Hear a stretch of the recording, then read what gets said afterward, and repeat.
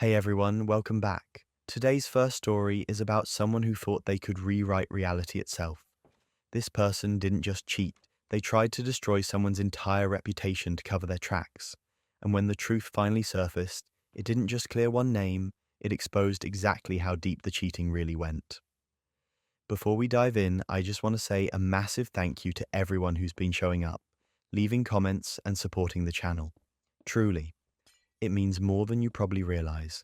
Your engagement keeps this community going and gives me the motivation to keep creating. So our story starts with what seemed like a perfect long-distance relationship. 3 years of daily calls, future plans, total trust. Then a tearful phone call changes everything. She's pregnant and the timeline doesn't add up. Instead of coming clean, she goes on the attack, and that's when everything spirals out of control. I was in a long-distance relationship with Sarah for 3 years. 3 full years of video calls every single night, planning what our life would look like when we finally closed the distance, talking about apartments we get together, the kind of dog we'd adopt, all of it. I trusted her completely. She was my person, you know. The distance sucked, but we made it work. We had our routines, our inside jokes, our plans. Everything felt solid. Then one day, out of nowhere, she called me crying, like full on sobbing, could barely get the words out. I immediately thought something terrible had happened, like someone died or she got hurt. My heart was racing. Then she finally managed to say it. She was pregnant. I went completely numb. My brain just stopped working for a second because the math wasn't mathing. We hadn't seen each other in person for 5 months. 5 months.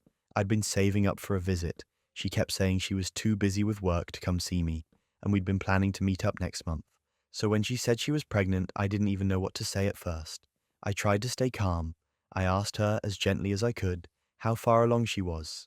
She said almost 3 months. I felt like I was going to throw up. I asked if maybe the dates were wrong, if maybe she miscounted, trying to give her any possible out that didn't involve what I was already thinking. That's when she absolutely exploded on me. She started screaming about how I was accusing her of cheating. How dare I not support her? How this was the hardest thing she'd ever gone through, and I was making it about myself. I tried to explain that I wasn't accusing her of anything. I was just trying to understand, but she wouldn't let me get a word in. She hung up on me, just straight up ended the call mid-sentence. I sat there staring at my phone, completely in shock.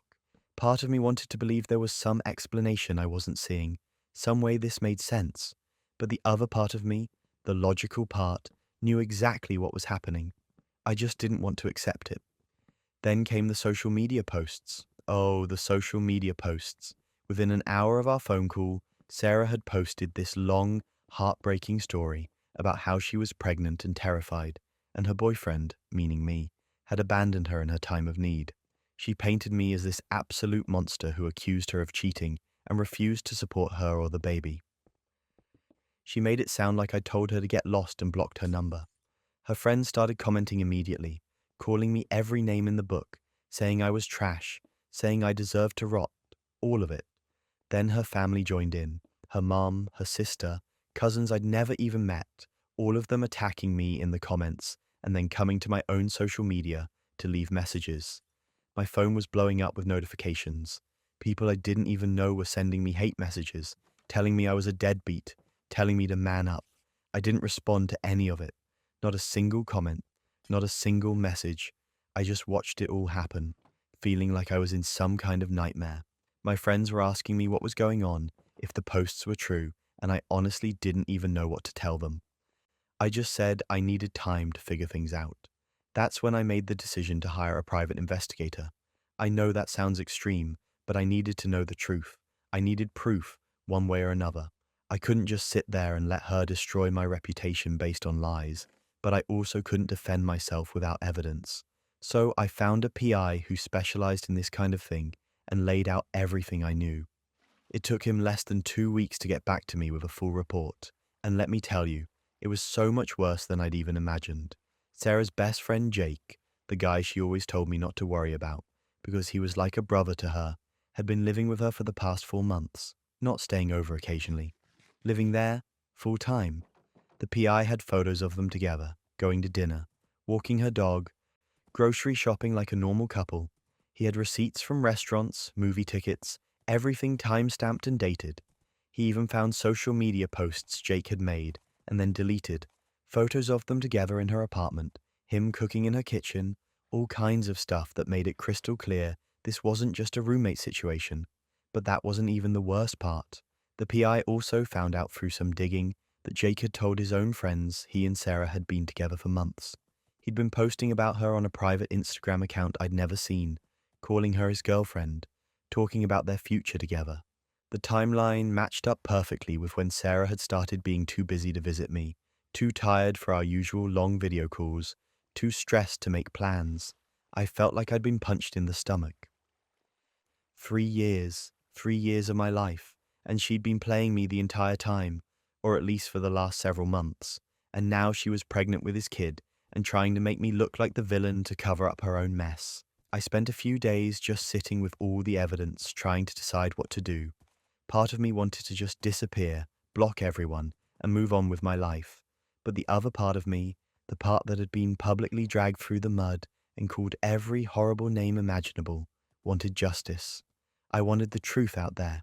So I compiled everything, every photo, every receipt, every screenshot, every piece of evidence the PI had gathered. I organized it chronologically, showing the exact timeline of when Sarah and Jake had gotten together, when she'd started making excuses not to see me, and when the pregnancy would have actually occurred based on her own admission of how far along she was. I made it incredibly clear, undeniable, impossible to misinterpret. Then I posted it, one single devastating thread on the same platform where Sarah had tried to destroy me. I didn't editorialize, I didn't call her names, I didn't get emotional. I just laid out the facts with timestamps and evidence. Here's when we last saw each other in person. Here's when Jake moved in. Here's photographic proof they were together. Here's the pregnancy timeline. Here's Jake's own posts about their relationship. The truth, plain and simple.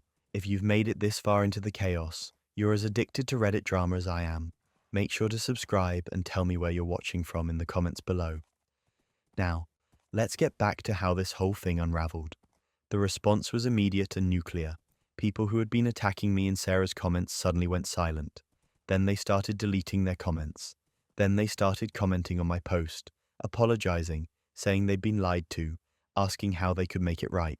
Sarah's own family members reached out to me privately, mortified, saying they had no idea and they were so sorry.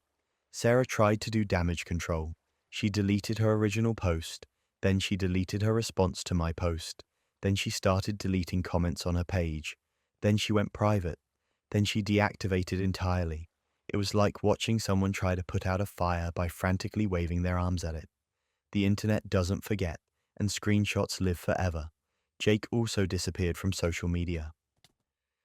Just completely vanished. I heard through mutual friends that Sarah's family had confronted them both, and it had not gone well. Her mom apparently lost it on her. Her sister stopped speaking to her, and suddenly all that support she'd had evaporated. I didn't feel triumphant, honestly. I just felt tired and relieved and kind of sad that 3 years had ended like this.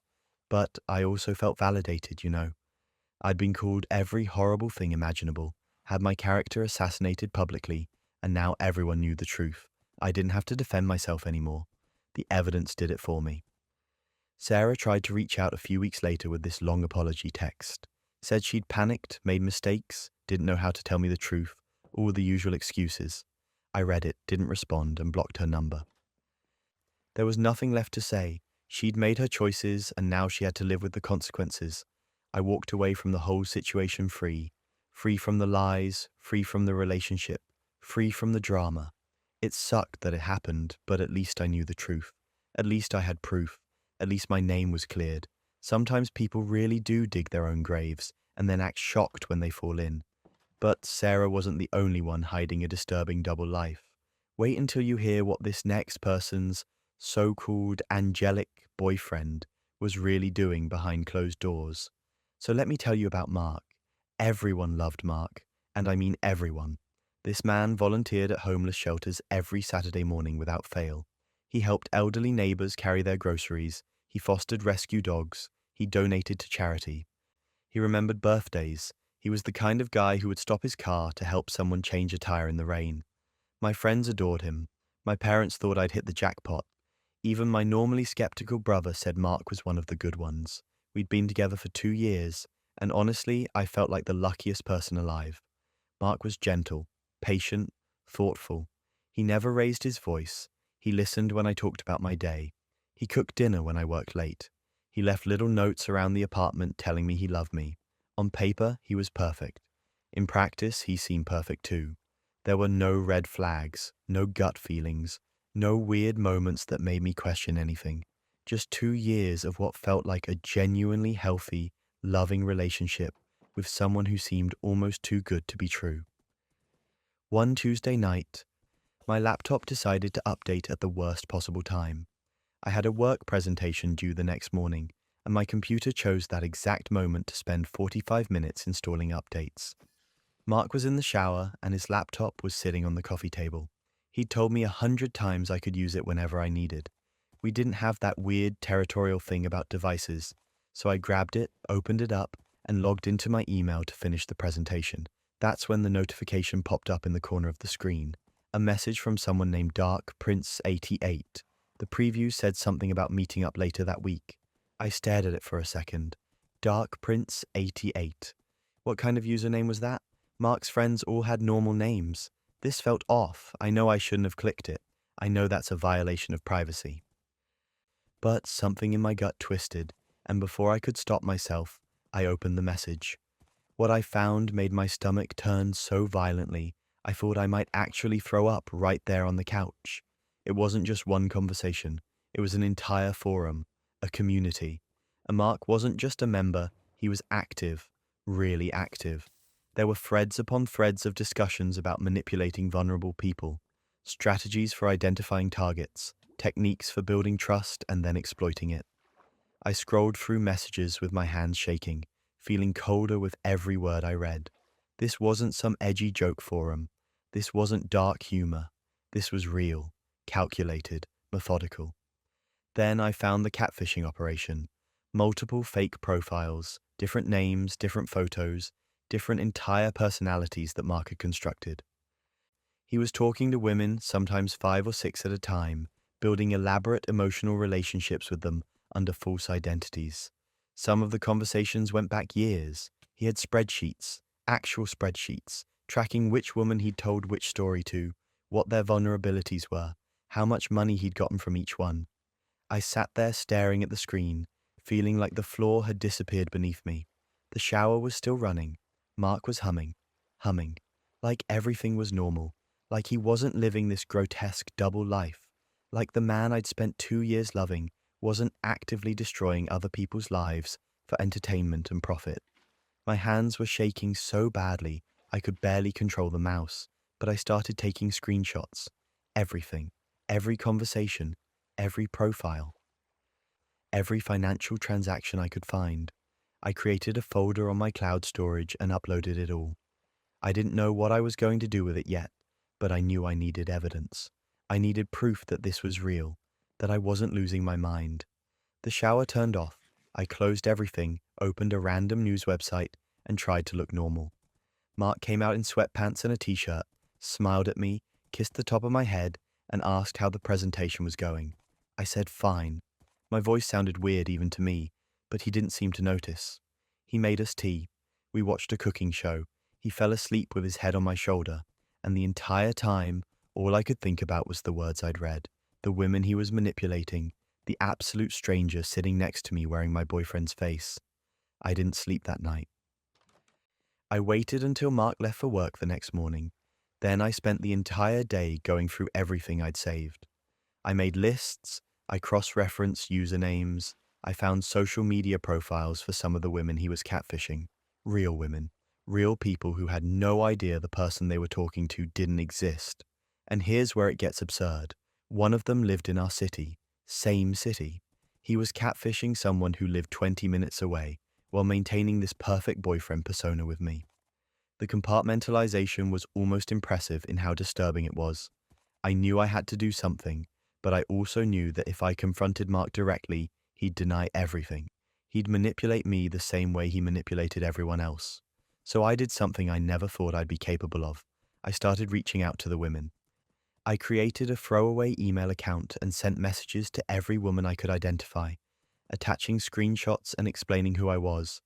I told them I was Mark's girlfriend, that I'd discovered what he was doing, and that they deserved to know the truth. The responses came in slowly at first, then all at once. Shock, devastation, anger, but also relief. Some of them had suspected something was off but couldn't prove it. Others were completely blindsided. We created a group chat, 8 women total, all of whom had been emotionally and financially manipulated by fake personas Mark had created. Some had sent him thousands of dollars. Others had shared deeply personal traumas that he'd used against them. It's like watching a villain monologue before slipping on a banana peel. He'd built this entire elaborate network of lies, documented everything himself like he was proud of it, and never once considered that someone might actually find it. We coordinated, we compiled everything into one massive, detailed document with screenshots, timestamps, financial records, everything. Then we reported him to the police. Fraud, identity theft, harassment, the whole list. We also decided to expose him publicly because legal processes are slow and his reputation was part of his weapon. I wrote the post, a detailed, factual account of what Mark had been doing, with links to all the evidence we'd gathered. I tagged him. I tagged his workplace. I posted it on every platform where his perfect guy persona existed. Then I hit publish and waited. The fallout was instantaneous and absolutely catastrophic. His phone started ringing within minutes. Friends, family, co-workers, everyone demanding to know if it was true. At first he tried to deny it. He called me crying, saying I'd hacked his computer, that it was all fake, that someone was framing him. But the evidence was too thorough, too detailed, too undeniable. His employer put him on immediate leave pending investigation. His volunteer organizations cut ties. Friends who'd known him for years blocked him on everything. The women he'd scammed started posting their own stories, backing up everything I'd said with their own screenshots and experiences. It became this avalanche of truth that he couldn't outrun or talk his way out of. The good guy mask didn't just crack, it completely disintegrated. Within a week, he'd lost his job. The police investigation was moving forward. His landlord was evicting him because apparently there were clauses about illegal activity. His family was horrified. The man who everyone thought was a saint turned out to be something so much worse, and now everyone knew it. I moved out while he was at work one day, took my stuff, left my key on the counter, and blocked him on everything. I didn't want an explanation. I didn't want closure. I just wanted him gone from my life completely. The last I heard, he'd moved to a different state, probably trying to escape his reputation and start over. But the internet doesn't forget. A quick search of his name brings up everything. Every article, every post, every piece of evidence. He can run, but that truth follows him everywhere now. Looking back, I still can't fully process it. 2 years, 2 entire years with someone I thought I knew. And he was a complete stranger the whole time. The kindness, the volunteering, the perfect boyfriend act. It was all just another manipulation, another mask. And the scariest part is how good he was at it. If I hadn't borrowed that laptop at that exact moment, I might never have known. I could have married him, had kids with him, built an entire life with someone who literally kept spreadsheets of the people he was exploiting. Sometimes the people we trust most are masters of illusion. Speaking of which, one person discovered their partner's perfect relationship. Rules were actually something far more sinister. I did one of those ancestry DNA tests during the holidays.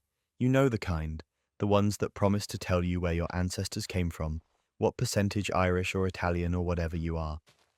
It seemed like a fun thing to do, maybe get some interesting conversation starters for family dinners. I spit in the tube, sent it off, and honestly forgot about it for a few weeks. Then the results came back.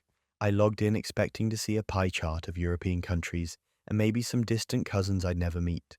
Instead, I saw something that made my stomach drop. Right there at the top of my matches was a close family match. A half-sibling. Her name was Emma, age 32. I'm 28. My parents have been married for 35 years. They got married young, had me a few years into their marriage, then my 2 younger siblings. The math wasn't adding up, and I kept refreshing the page like it was going to change. Like maybe the algorithm had made a mistake, but it was right there, clear as day. Shared DNA, estimated relationship, half sister. I didn't know what to do with this information.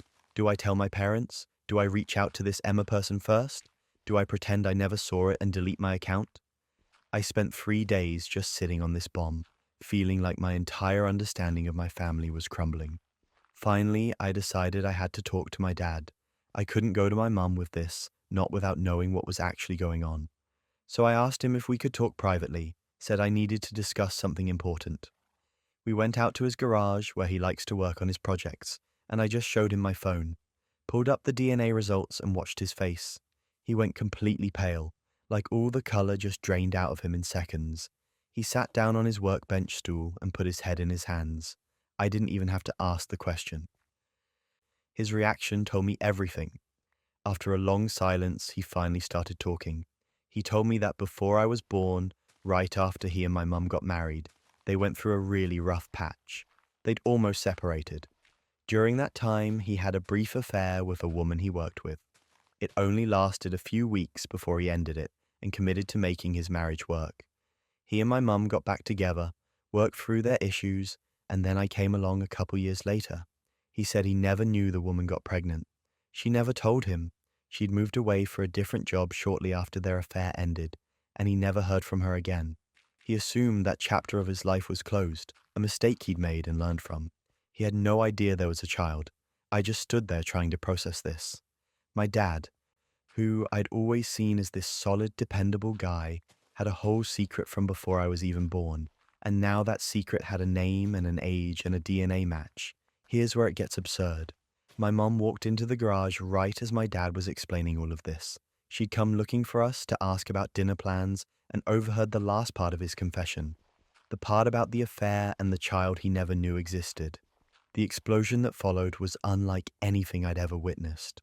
My mom started yelling. My dad was trying to explain. I was standing there frozen like an idiot. And suddenly our quiet Saturday afternoon turned into a full-scale family crisis. My mom demanded to know every detail, when it happened, who the woman was, why he never told her. My dad kept saying he thought it was in the past, that he didn't know about Emma, that he would have told her if he'd known.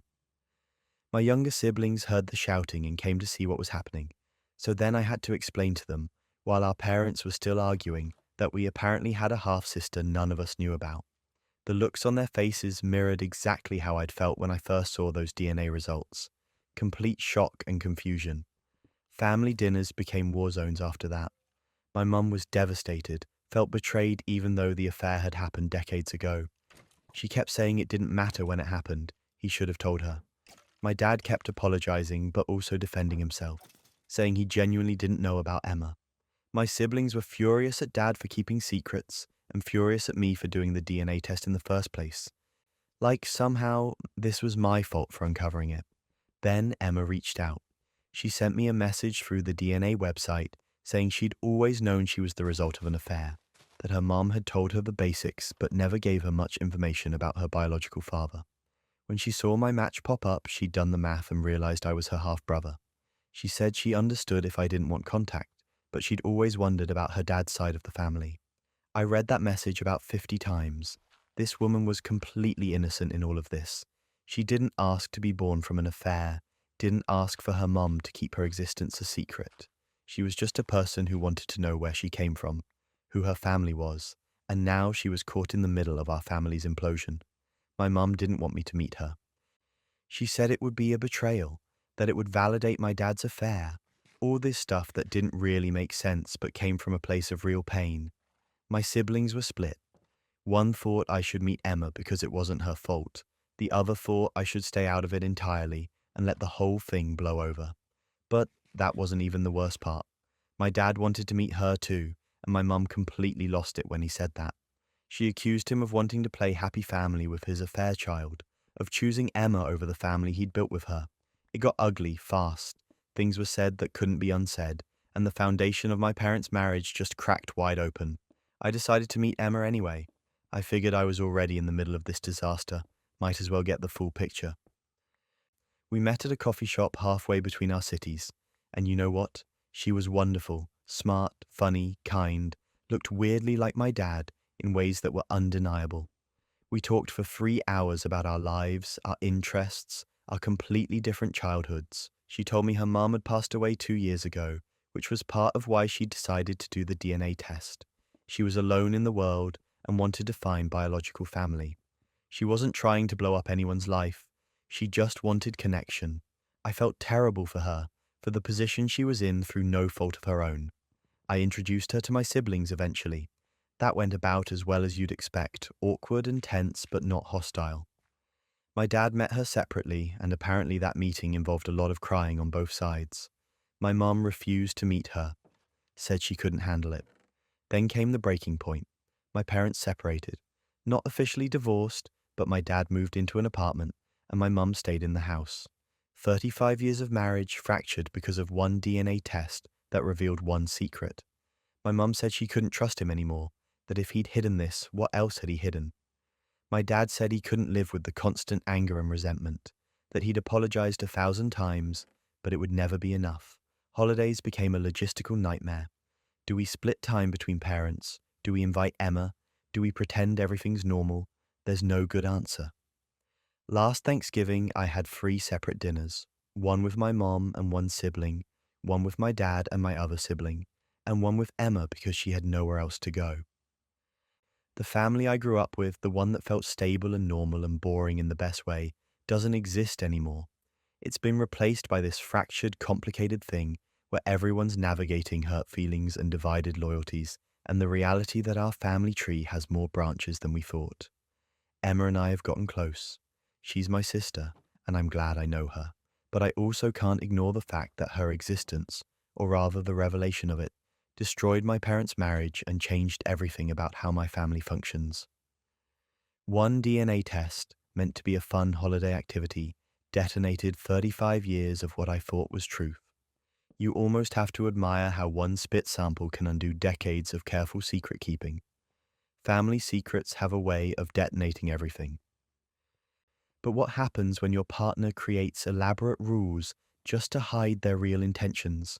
Let me tell you about that nightmare. When I started dating Alex, they sat me down about 3 weeks in and introduced what they called relationship guidelines for healthy communication. They had this whole spiel about how their past relationships had failed due to poor boundaries and trust issues, and they'd done a lot of therapy to figure out what actually works. I remember thinking it was kind of impressive. Most people I'd dated couldn't even articulate what they wanted for dinner, let alone have a structured approach to relationship health. The guidelines were pretty specific. No checking each other's phones because trust is fundamental. Mandatory alone time twice a week to maintain individual identity and prevent codependency. Separate friend groups so we didn't become one of those couples who lose themselves in each other. We'd have designated couple time, but also protected personal time. Alex explained it all very calmly, very rationally, and honestly it sounded mature, emotionally intelligent, like they'd really done the work on themselves. So I agreed. I mean, why wouldn't I? It all made sense. I'd seen friends lose themselves in relationships, become those people who can't do anything without their partner attached to their hip. The rules seemed designed to prevent that. Plus, Alex was great, attentive, thoughtful, communicative. We had deep conversations. They remembered little details about my life. They brought me coffee the way I liked it without being asked. Everything felt healthy and balanced and adult. For the first few months, everything was genuinely good. We had our couple time, which was amazing. We had our alone time, which I actually appreciated because I got to catch up on my hobbies and see my friends without feeling guilty. Alex would go do their thing, I'd do mine, and we'd come back together and share about our experiences. It felt like we were building something sustainable, not that intense, burn bright, then crash kind of relationship, but something that could actually last. But around the 6-month mark, things started feeling off in a way I couldn't quite put my finger on. The alone time became more rigid. If I texted Alex during their designated alone time, even just something casual, they'd get kind of short with me about respecting boundaries. They started being completely unreachable during those periods. Like, their phone would go straight to voicemail. They'd take hours to respond to a simple text. When I mentioned it felt a bit extreme, They'd remind me about the importance of fully disconnecting to maintain individual identity. I tried to brush it off. I mean, they were right, technically. We'd agreed to the boundaries. I didn't want to be that person who agreed to rules and then got upset when their partner actually followed them. But something still felt weird. Then I started noticing charges on our shared account. We'd opened it a few months prior for shared expenses, rent and utilities and groceries, that kind of thing. But there were charges from restaurants I'd never been to. Nice restaurants, wine bars, upscale places. When I asked Alex about them, they said they'd been treating themselves during alone time, or meeting up with co-workers for work dinners. It was plausible. Alex worked in marketing. They had client dinners sometimes. But the frequency seemed odd. These charges were happening almost every week, always during the alone time windows. I felt crazy for even questioning it. Alex had been so open about everything, so committed to healthy communication. Surely if something was wrong, they'd tell me, right? That was literally the foundation of our entire relationship philosophy. But my gut wouldn't shut up about it. That's when everything unraveled. One Thursday evening, during Alex's designated alone time, I did something I never thought I'd do. I followed them. I'm not proud of it. It felt like a massive violation of the trust we'd supposedly built. But I had to know. I had to confirm I was just being paranoid so I could let it go and stop feeling insane. I watched Alex leave our apartment, get in their car, and drive across town to this wine bar I'd seen on our account statements. I parked down the street and waited, feeling like the worst person alive. Maybe they really were just meeting a coworker. Maybe I was about to feel like a complete idiot for not trusting them. Then I saw someone else arrive.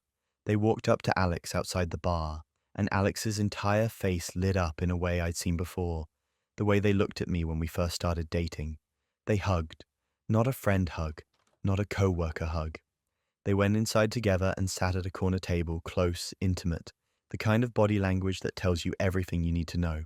I sat in my car for 20 minutes just processing. Then I took out my phone and started taking photos. Through the window, I could see them laughing, touching hands across the table, leaning into each other. My hands were shaking so badly I could barely hold my phone steady, but I documented everything. I didn't confront them that night. I went home, and when Alex came back 2 hours later, I pretended everything was fine. They kissed me, asked about my evening, told me about their relaxing alone time, getting dinner and decompressing. I smiled and nodded and felt like I was watching a stranger perform a script. Over the next 3 weeks, I became someone I didn't recognize. I went through cloud backups and found messages Alex thought they'd deleted. Conversations with their coworker Jamie going back 5 months. The affair had started just 1 month into our relationship, right around when Alex had introduced the guidelines. I found receipts, matched them to the messages, built a timeline. Every alone time session for the past 6 months had been a date with Jamie. The guidelines, the boundaries, the whole mature relationship philosophy, it had all been a framework designed to facilitate cheating. No checking phones meant I wouldn't see the messages. Mandatory alone time gave them a protected window to see Jamie without suspicion. Separate friend groups meant our social circles never overlapped enough for anyone to accidentally mention seeing Alex with someone else. It was calculated, methodical, disgusting. Then came the breaking point. I'd been sitting on all this evidence, trying to figure out what to do with it. Part of me wanted to just leave quietly, ghost them, disappear. But the other part, the part that was absolutely furious at being manipulated so thoroughly, wanted them to face consequences. So I planned. I found out when Alex's next alone time date with Jamie was scheduled. Thursday night, same wine bar they'd been going to. I dressed up, did my makeup, and showed up 30 minutes after they did. I walked right up to their corner table. The look on Alex's face when they saw me was almost worth all the pain. Pure panic. Jamie looked confused, then horrified as they started putting the pieces together. I didn't yell, I didn't make a scene. I just calmly placed a folder on the table between them. Inside was everything. Printed screenshots of messages, credit card statements with charges highlighted, photos from that first night I'd followed them, and several others since. A timeline showing how the relationship guidelines corresponded exactly with the affair's progression. I looked at Alex and said, "Your healthy relationship philosophy is actually just structured gaslighting." I looked at Jamie and said, "They're still living with me, by the way, in case that matters to you." Then I walked out. The fallout was nuclear. I posted the whole story online that night with receipts, not identifying details, but enough that anyone who knew Alex would recognize the situation. Their reputation at work imploded because it turned out Jamie wasn't just a co-worker. They worked directly under Alex. HR got involved. There were questions about abuse of power and workplace ethics violations. Alex tried to do damage control, sent me dozens of messages about how I'd misunderstood, how it wasn't what it looked like, how we could work through this. I blocked them on everything and moved out within a week. Friends we'd shared took sides, most of them mine once they saw the evidence. The thing that still gets me is how close they came to getting away with it completely. If I hadn't followed that gut feeling, if I just kept trusting the process, I could have wasted years with someone who'd built an entire relationship structure designed to deceive me. The rules weren't about health. They were about control and access and maintaining a lie. Rules and boundaries are healthy, unless they're designed to gaslight you. Next up, someone who was told they were overreacting learned they were right all along.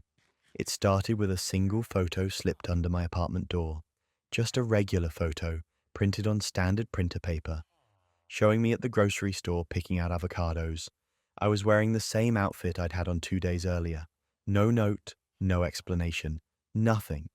Just me, captured without my knowledge, left at my doorstep like some kind of twisted greeting card. I stared at it for a long time, trying to figure out if maybe it was some weird mistake.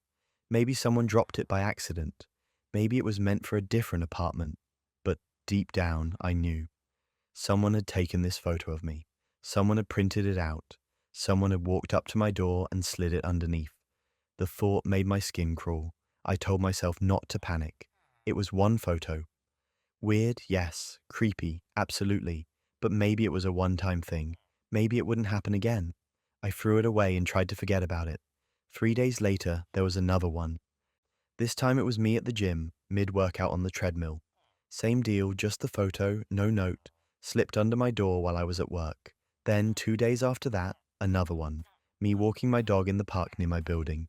Then me at the coffee shop I went to every Thursday morning, sitting by the window with my laptop. Someone was following me. Someone was documenting my entire life, and they wanted me to know it. I went to the police, brought all 4 photos, explained the situation, and waited for them to tell me what to do next. The officer was sympathetic, but ultimately useless. Without explicit threats, without any accompanying messages, without any actual confrontation, there wasn't much they could do. They told me to keep the photos as evidence, to document everything, and to call if the situation escalated. I left the police station feeling more helpless than when I'd arrived. That night, I barely slept. Every sound in the hallway made me jump.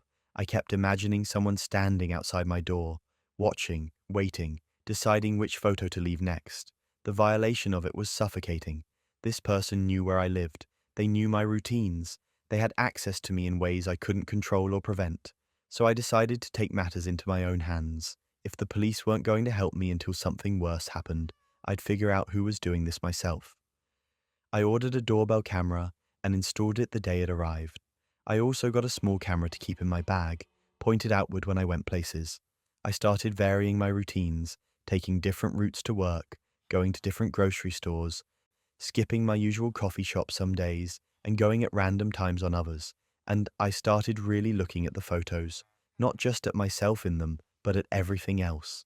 The backgrounds, the reflections, anything that might give me a clue about who was taking them. That's when I noticed it. In the grocery store photo, in the reflection of the glass door behind me, there was a silver sedan. In the gym photo, through the window in the background, same silver sedan in the parking lot. In the coffee shop photo, barely visible in the window reflection, silver sedan parked across the street. I pulled out the dog walking photo and looked closer. There, in the distant background, partially obscured by trees, silver sedan. My hands started shaking. This wasn't random. This person had a vehicle I could potentially identify. I zoomed in on the clearest photo, the one from the coffee shop, and I could just barely make out a partial license plate. The resolution wasn't great, but I could see enough. 3 letters, 2 numbers. It was something. I have a friend who works adjacent to DMV records. I won't get into the details of how or why, but I sent her the partial plate and a description of the vehicle, and asked if she could run it. She called me back 6 hours later with a list of 3 possible matches in the area. 3 silver sedans with plates that fit the partial I'd given her. I looked up all 3 registrations. The first was an elderly woman in her 70s, unlikely. The second was a college student living across town, possible but felt wrong. The third name made my blood run cold. It belonged to my landlord's son. The same landlord's son who I'd met briefly when I first moved in, who'd helped carry some of my boxes, who had access to master keys for all the units in the building. He could get into my apartment whenever he wanted. He could go through my things. He could watch me sleep. The photos were just what he wanted me to see. What else had he been doing? I felt sick. I also felt angry. This person who I'd barely thought about, who was just some background figure in my life, had been invading my privacy in the most disturbing way possible, and he'd been using his access to the building to do it. I needed proof before I confronted anyone. So I set up a camera inside my apartment, hidden, pointing at the door. Then I left for work and waited. I checked the feed obsessively all day. Nothing. The next day, same thing. Nothing. But on the third day, I watched on my phone as he let himself into my apartment at 2 in the afternoon. He looked around, walked through my living room, went into my bedroom. He stayed for maybe 5 minutes, then left. I had him, on video, entering my apartment without permission, violating my space, confirming everything I suspected. I compiled everything, all the photos, the screenshots of the sedan in the reflections, the DMV information, and the video of him entering my apartment. Then I went to his father, my landlord, and I showed him everything. I watched the color drain from his face as he realized what his son had been doing. He tried to stammer out some explanation, some defense, but there was nothing to say. The evidence was damning. I told him I was going to the police, that I was getting a restraining order, and that I would be breaking my lease immediately without penalty, or I'd sue both of them into oblivion. He agreed to everything. He looked like he might cry. I didn't care. Then I confronted the son directly, with his father present. I showed him the evidence and told him exactly what was going to happen next. Legal action, restraining order, everything. He actually tried to justify it. He said it was admiration, that he thought I was interesting, that he just wanted to know me better. He made it sound like I should be flattered. The audacity was genuinely breathtaking. This man had stalked me, broken into my home, violated every boundary a human being can violate, and he thought it was romantic. He thought it was okay. I got the restraining order within a week, moved out of that building 3 days later, staying with a friend until I found a new place. But I wasn't done. I posted everything online, warning other tenants in the building about what had happened. I named him, showed the evidence, and made sure everyone knew that the landlord's son had master key access and a history of using it to stalk residents. The response was immediate. Other tenants came forward with their own stories. A woman on the second floor had noticed things moved in her apartment. Another woman had found unfamiliar fingerprints on her bathroom mirror. He'd been doing this to multiple people, and nobody had connected the dots until I forced it into the open. Then came the breaking point for him. 3 weeks after the restraining order was granted, he violated it, showed up at my new apartment building, somehow found out where I'd moved, and was caught on the building's security camera, lurking in the lobby. A neighbor recognized him from my posts and called the police. He was arrested that night. Last I heard, he's facing multiple charges: breaking and entering, stalking, violating a restraining order. The list goes on. His father sold the building, probably couldn't handle the liability and the shame, and I'm in a new place, with better security, no master keys floating around, and a much healthier sense of paranoia about my surroundings. I still check reflections in photos. I still vary my routines. I probably always will, but at least now I know I'm not helpless. At least now I know that when someone tries to make you a victim, you can flip the script and make them face consequences instead. Stalkers think they're invisible until you flip the script. But surveillance can reveal all kinds of secrets, like what one person caught their partner doing on hidden camera. My girlfriend Jenna had a temper, but only in private. In public, around friends, around my family, she was this charming, sweet, perfect person. She laughed at jokes, asked people thoughtful questions, remembered birthdays, brought homemade cookies to gatherings. Everyone loved her. My mum thought she was wonderful. My friends constantly told me how lucky I was. But behind closed doors, She was a completely different person. She had these explosive rages over the smallest things. If I forgot to take out the trash, she'd scream at me for 20 minutes about how inconsiderate I was, how I never respected her, how she did everything around the apartment. If I was late coming home from work, she'd throw things, not at me, but near me, against walls, breaking stuff to make her point. Picture frames, dishes, whatever was within reach. I tried talking to friends about it, tried explaining that Jenna wasn't who they thought she was, that she had this darker side she only showed me. They looked at me like I was making it up. One friend actually laughed and said Jenna was the sweetest person he knew, that maybe I was just being too sensitive. Another suggested I was exaggerating normal couple arguments. Jenna caught wind that I'd been talking to people about our fights. She sat me down and calmly, almost sweetly, explained that I was making her sound abusive, when really I just had issues handling conflict.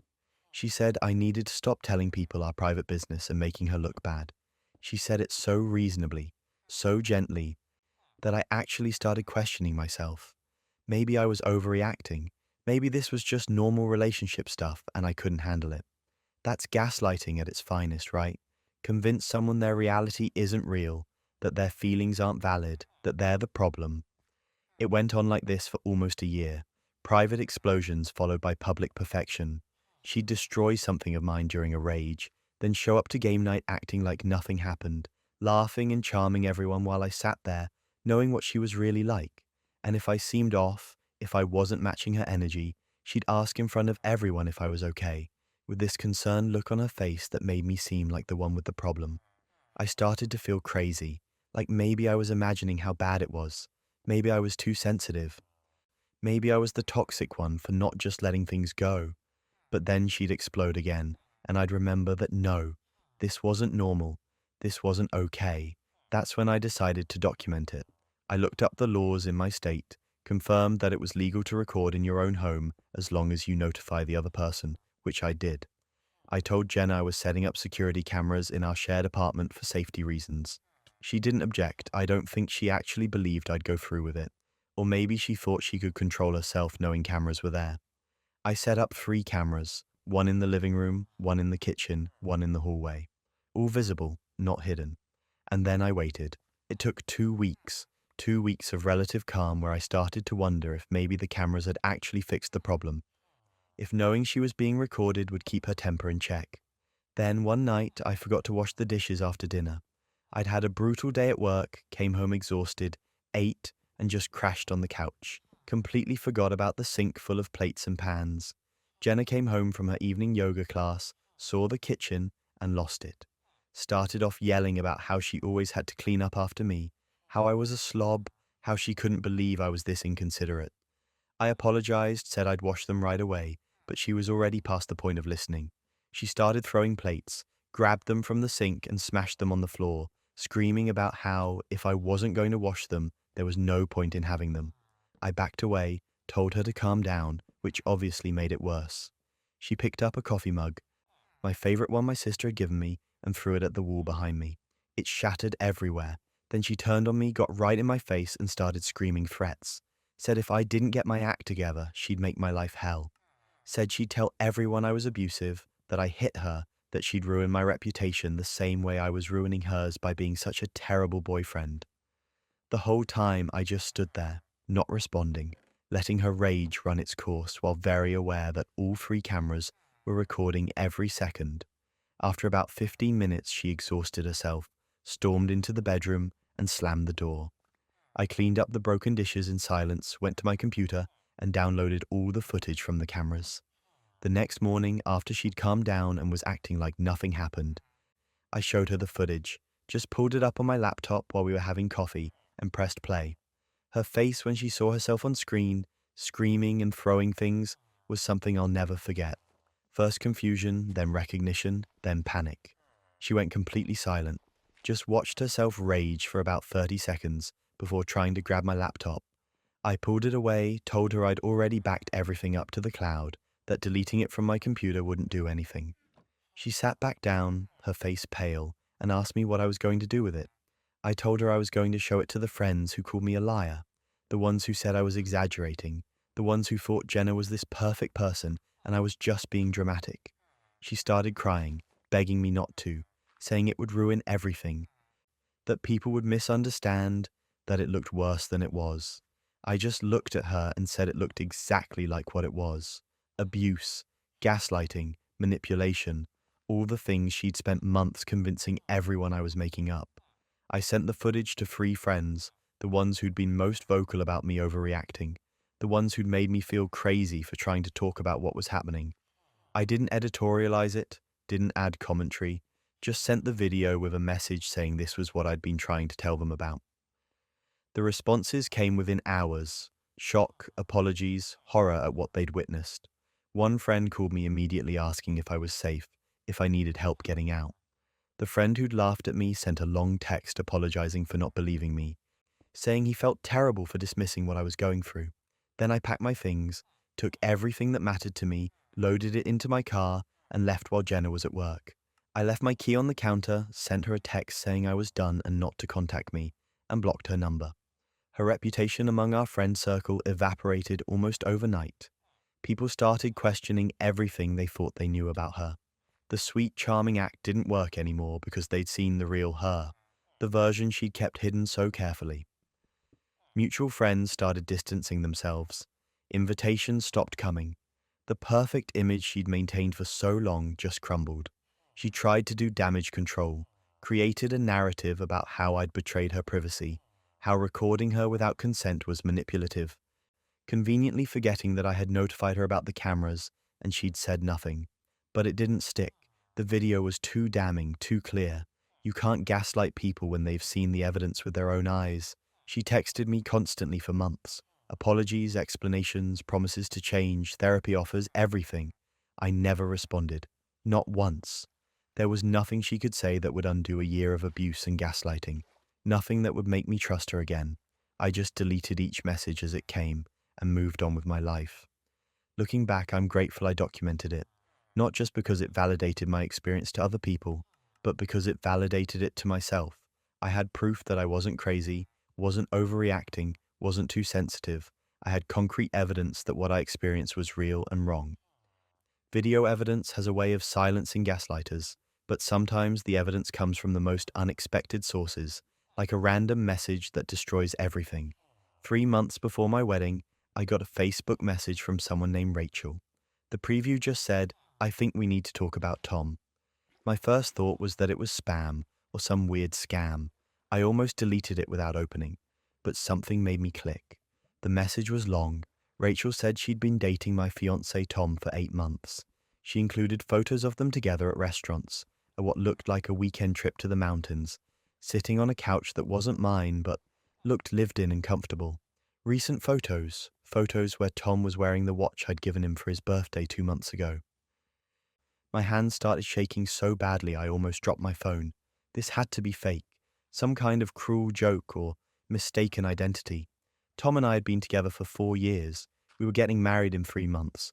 We'd just sent out invitations. My dress was altered and hanging in my closet. This couldn't be real. I responded asking for more details, still half convinced this was some elaborate misunderstanding. Rachel replied within minutes. She said she'd met Tom at a conference last year, that they'd been long distance at first, but he'd been spending more and more time in her city. She thought she was engaged to him. He'd proposed to her 6 months ago with a ring, introduced her to his family, the whole thing. I felt like I was going to be sick. I asked her to describe his family. She sent me photos, people I'd never seen before. Either actors or friends playing parts, I couldn't tell which, but definitely not his actual parents or siblings, who I'd known for years. We started comparing timelines. Every business trip Tom had taken in the last 8 months, Rachel could account for. He'd been with her. The weekend he said he was going to his buddy's bachelor party, he was with Rachel at a bed and breakfast. The conference he claimed was mandatory for work. Partially true, that's where he met her, but he'd extended it by 3 days to spend time with her. He'd been living 2 complete lives, 2 relationships, 2 sets of plans, 2 different versions of himself. I wondered if there were more, if Rachel and I were just the ones who'd found each other, if there were other women out there who had no idea they were sharing him. Rachel told me she'd found out about me by accident. She'd been searching his name online for something unrelated and stumbled across our wedding registry. She'd sat there staring at it, seeing the date, seeing my name, trying to figure out what was happening. That's when she decided to message me. We talked for hours that day, compared stories, shared screenshots, built a complete picture of Tom's deception. The level of detail was staggering. He remembered things about both of our lives, kept stories straight, never slipped up in a way that made either of us suspicious. The compartmentalization required to pull that off was almost impressive in how disturbing it was. I called off the wedding that night. Didn't tell Tom why at first, just said I needed to talk to him immediately. He came over looking concerned, asking what was wrong, playing the caring fiancé perfectly. I showed him my phone, showed him the messages with Rachel, the photos, the timeline we'd built. The look on his face went through about 5 stages: confusion, recognition, panic, anger, then this weird calm that was somehow worse than the panic. He tried to explain, said Rachel was obsessed, that they'd gone on a few dates and she'd become fixated, that she was making things up, standard playbook for someone caught in a lie. I asked him about specific details, the watch in the photos, the dates that matched his supposed business trips, the ring Rachel had shown me that looked suspiciously similar to mine, just a different stone. He stammered through explanations that made no sense, contradicted himself, and finally just went quiet. Then he tried a different approach, begging. Saying it was a mistake, that he loved me, that Rachel meant nothing, that we could work through this. He actually grabbed my hands and said we'd already sent the invitations, already put down deposits, that we couldn't throw it all away over this. The sheer audacity of using wedding logistics as a reason to overlook his double life would be funny if it wasn't so horrifying. I told him to leave. He refused at first, kept trying to talk, to explain, to justify. I threatened to call the police. He finally left, but not before saying I was making a huge mistake, that I'd regret this. The next day, I posted everything publicly. Every screenshot, every photo, every detail Rachel and I had compiled. I wrote a detailed post explaining what had happened, tagged both Tom and Rachel in it so everyone would see it, and made it clear that the wedding was off. I wasn't going to protect his reputation while dealing with this privately. He'd humiliated me by living this lie. I was going to make sure everyone knew why our wedding wasn't happening. The responses were immediate: shock from friends and family, support from people who couldn't believe what they were reading, and angry messages directed at Tom from people in both our lives. My family was devastated. My mom had been so excited about the wedding, had put so much time and money into planning. She was heartbroken, not just about the relationship ending, but about feeling foolish for not seeing any signs. We lost all the deposits: venue, catering, photographer, flowers, everything. Thousands of dollars just gone. My family had already bought plane tickets and hotel rooms. We had to call everyone and explain why the wedding was cancelled. It was humiliating and exhausting and awful, but discovering this before the wedding saved my life. If Rachel hadn't found that registry, if she hadn't been brave enough to message me, I could have married him. We could have had kids. I could have wasted decades with someone who was capable of this level of deception. Tom tried damage control. He told people Rachel was lying, that she was mentally unstable, that this was all a misunderstanding. But the evidence was too thorough. Rachel and I had screenshots, photos, receipts, everything. We'd built an airtight case without even meaning to, just by comparing our experiences. His friends started distancing themselves. His family was apparently horrified, though I only heard that secondhand since I cut off all contact with them. His job found out because enough people knew, and word spread. Last I heard, he moved to a different state entirely, probably trying to escape the fallout and start fresh, somewhere people didn't know what he'd done. Rachel and I actually became friends through all of this. Trauma bonding is real. We'd video chat sometimes, processing what happened, supporting each other through the aftermath. She'd called off her engagement too, obviously. We both had to rebuild our lives and learn to trust again. It's been 2 years now.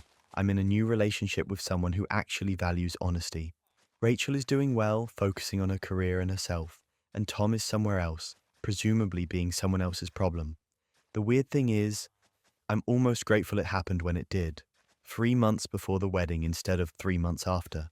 Before kids, before a mortgage, before our lives were legally and financially entangled in ways that would have made escaping so much harder. Rachel's message, as devastating as it was also a gift, a chance to dodge a bullet I didn't even know was coming. Double lives crumble fast when two worlds collide.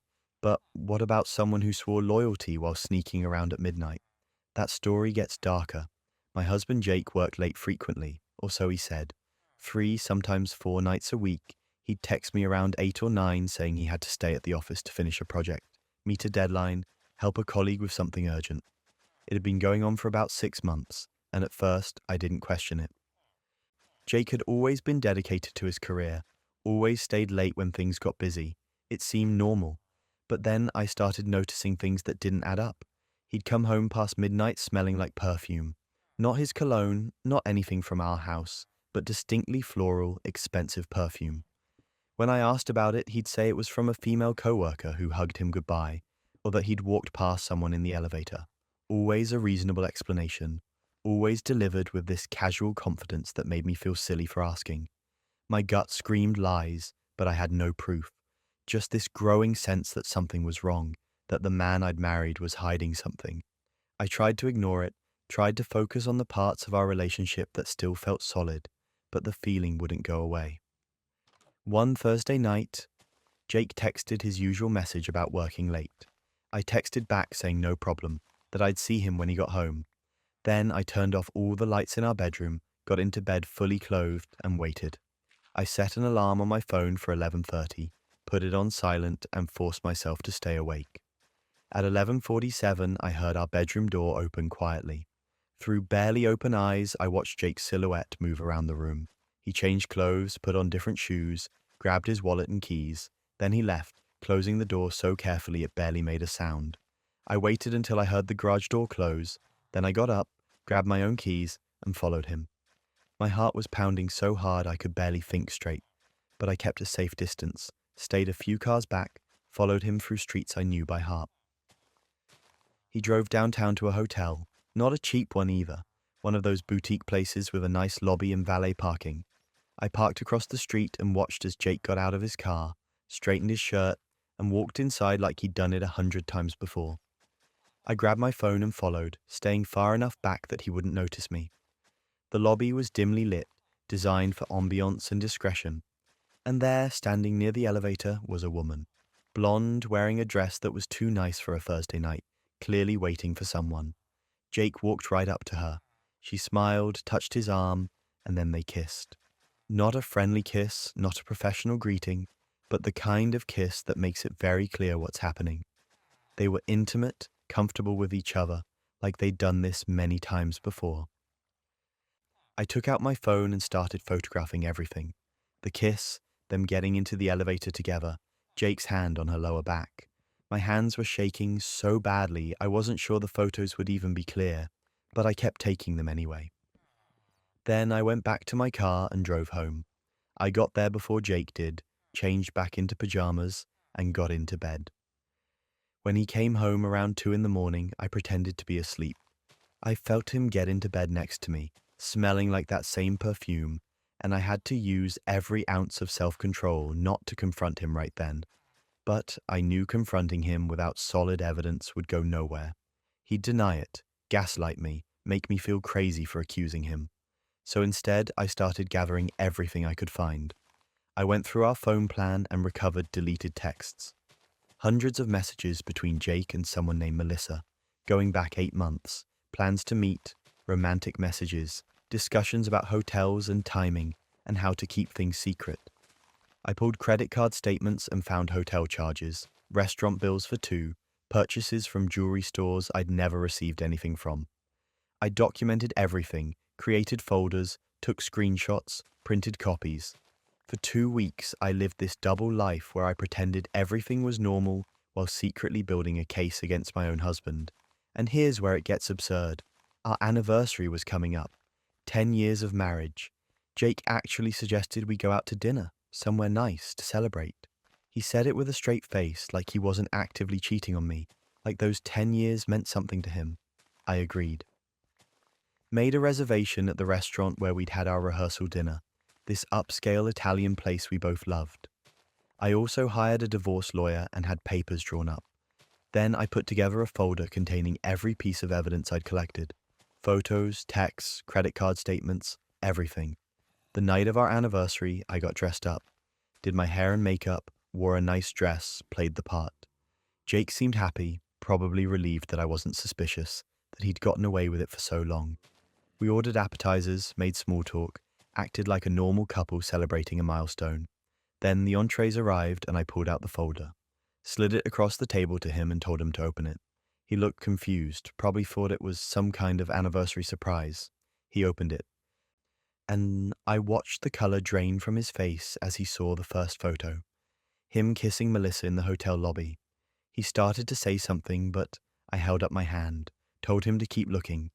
He flipped through the stack, seeing all of it, every piece of evidence I'd gathered. The texts, the receipts, the timeline I'd created showing every time he'd lied about working late. When he got to the bottom of the stack, he found the divorce papers, already filled out, already signed by me, just waiting for his signature.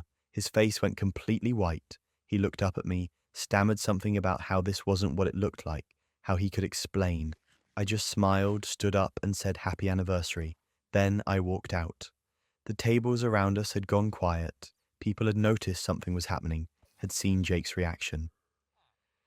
As I walked past them toward the door, a couple of people actually started clapping. Slow at first, then a few others joined in. I didn't look back, just kept walking to my car, got in, and drove away. Jake tried everything over the next few weeks, called constantly, sent texts, showed up at the house begging to talk. He claimed the photos were fabricated, that I'd somehow faked all of it, that Melissa was just a friend, and the texts were taken out of context. He actually tried to sell that story to our friends, to his family, to anyone who would listen. But that wasn't even the worst part. He hired his own lawyer and tried to fight the divorce, claiming I was being unreasonable, that we could work through this with counseling. His lawyer tried to argue that my evidence was obtained illegally, that following him was stalking, that I'd violated his privacy by going through our phone records. The judge didn't buy any of it. All of the evidence was legally obtained. Phone records we both had access to as account holders, credit cards in both our names, photographs taken in public spaces, and the sheer volume of it, the detailed timeline, the 8 months of documented cheating, it was impossible to deny or explain away.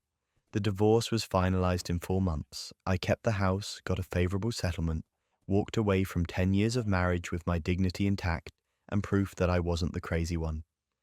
Jake moved in with Melissa for a while, but from what I heard through mutual friends, that relationship fell apart pretty quickly once the thrill of sneaking around was gone. Looking back, the thing that still gets me is how confident he was that he'd never get caught. How he'd come home smelling like her perfume and think I wouldn't notice. How he'd charge hotel rooms to our shared credit card and assume I wouldn't check. The arrogance of it was almost impressive. Midnight meetings rarely end well for cheaters, but some people take betrayal to another level, like pretending to change just to manipulate you back. After a toxic 2-year relationship, I finally left Derek. It wasn't one big thing that ended it, just a slow accumulation of put-downs, manipulation, controlling behavior, and the kind of emotional exhaustion that makes you forget who you were before the relationship started. When I finally walked away, I felt lighter than I had in years, like I could breathe again. 6 months went by. 6 months of rebuilding myself, reconnecting with friends I'd neglected, remembering what it felt like to make decisions without someone questioning every choice. I was doing okay. Better than okay, actually. I was happy. Then Derek sent me a letter. Not a text, not an email, an actual handwritten letter that showed up in my mailbox. I almost threw it away without reading it, but curiosity got the better of me. I opened it expecting the usual blame shifting or guilt tripping I'd gotten used to during our relationship. Instead, I found what seemed like a genuinely heartfelt apology. He acknowledged specific things he'd done wrong. The time he'd made me feel guilty for spending time with my sister. The way he'd criticized my career choices until I started doubting myself. How he'd isolated me from friends by making every hangout into a huge deal. He said he'd been going to therapy, working on himself, understanding the patterns that made him behave that way. He said he didn't expect me to forgive him or take him back. He just wanted me to know he recognized the harm he'd caused and was genuinely sorry. I sat there reading this letter multiple times, feeling something I hadn't expected. Hope. Maybe people could change. Maybe he'd actually done the work. I was skeptical, definitely, but also curious. The letter was so detailed, so specific, so different from anything Derek had ever said during our relationship when he'd blame me for his reactions or claim I was too sensitive. I responded cautiously, told him I appreciated the apology but needed time. He didn't push, just said he understood and would be there if I ever wanted to talk. That restraint felt significant. The old Derek would have pushed, demanded immediate forgiveness, made it about his needs. 2 weeks later, I agreed to meet him for coffee. Just coffee. In a public place, no expectations. He showed up looking different somehow. Calmer, less defensive in his body language. We talked for an hour. He was vulnerable in ways I'd never seen. Talked about his childhood, patterns he'd recognized in therapy, specific moments from our relationship that he now understood were harmful. He asked about my life with genuine interest, didn't try to insert himself back into it, just listened. I found myself lowering my guard. We started talking regularly after that, texts here and there, occasional coffee meetups. I wasn't ready to jump back into anything, but I was willing to see if this version of Derek was real or just a temporary performance. 3 weeks into this reconnection, I was scrolling Reddit late at night when I stumbled into a forum I'd never seen before. It was about relationship manipulation tactics, which already felt gross, but I kept reading out of morbid curiosity. That's when I saw a post titled, "How to Get Your Ex Back Using Therapy Language." The writing style hit me immediately. The way certain phrases were constructed, specific word choices, the overall tone. It felt familiar in a way that made my stomach turn. I clicked into the post and started reading. The person was asking for help crafting an apology that would sound like it came from genuine therapy and self-reflection. They wanted phrases that would make them seem self-aware and change without actually having to do any real work. They specifically mentioned wanting to target an ex who valued emotional intelligence and personal growth. Other users in the forum had responded with suggestions. Therapy buzzwords to include specific admissions that would sound authentic, ways to demonstrate restraint and respect for boundaries as a manipulation tactic. It was an entire playbook for faking personal growth. And here's where it gets absurd. I checked the post date, 2 months before Derek's letter arrived. I looked at the username, not Derek's real name, but a combination of his childhood dog's name and his birth year. The same password format he used for everything because he thought he was being clever. I went through the post history, details that matched Derek's life perfectly, references to his job, his hobbies, even a mention of his therapist's name, which I recognized from his letter because he dropped it as proof he was actually going to therapy. Except in the forum post, he'd mentioned the therapist as someone he'd seen once just to get authentic-sounding language, not as ongoing treatment. Every word of his apology, every vulnerable moment in our coffee meetups, every carefully crafted text showing restraint and respect, it was all scripted. Workshopped by strangers on the internet who were teaching him how to manipulate me more effectively. I felt physically ill. This wasn't just regular lying. This was calculated, methodical, emotional manipulation using the language of healing and growth as a weapon. He'd figured out exactly what would work on me and had crowdsourced the performance. I took screenshots of everything. The original post, all the replies, the post history that proved it was Derek, everything. Then I sent it all to him in one message with just 2 words attached. I know. I blocked him on every platform before he could respond. Phone, social media, email, everything. I didn't want to hear his explanations or excuses or whatever new manipulation tactic he'd try to deploy. But I wasn't done. I posted the whole story publicly, not on my main social media, where it might seem petty, but in a relationship advice community where people could learn from it. I included the screenshots, explained how Derek had used therapy language as a manipulation tool, how he'd faked an entire redemption arc. The post got traction. People shared it, commented with their own stories of partners who'd used similar tactics. Someone who knew Derek saw it and shared it with his friend group. Then his new girlfriend saw it, because of course he had a new girlfriend.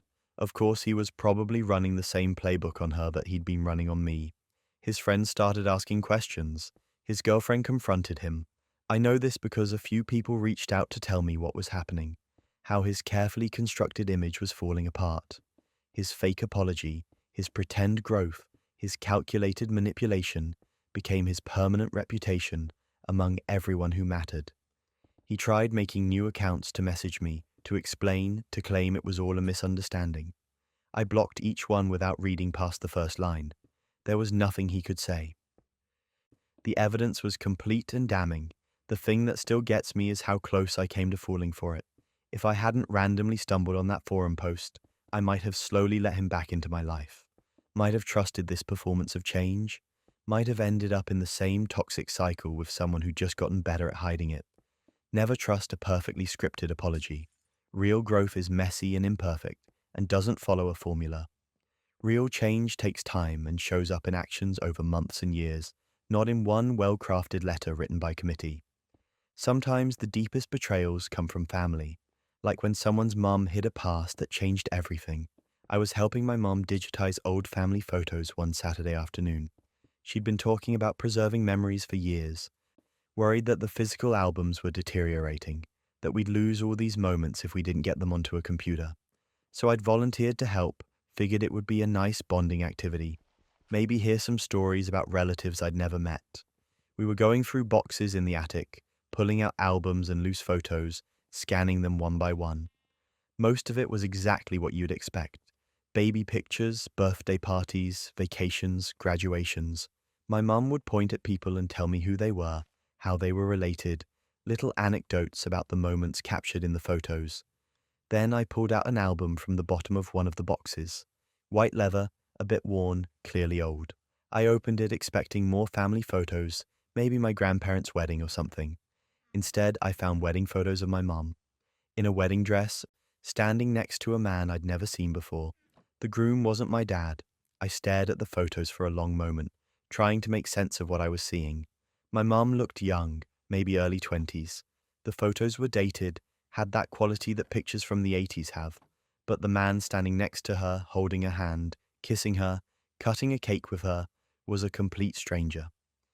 I looked up at my mum and asked who this was.